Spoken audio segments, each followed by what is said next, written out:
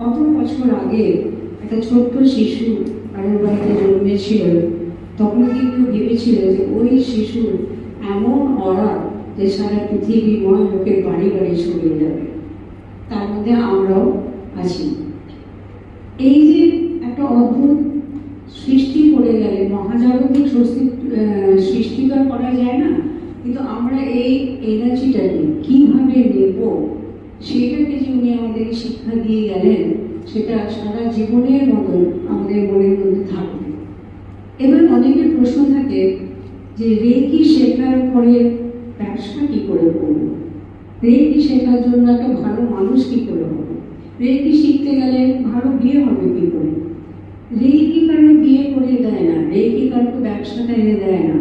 reiki একটা শুভ energy যখন আমাদের শরীরের মধ্যে প্রবেশ করতে শুরু করে, তখন সেই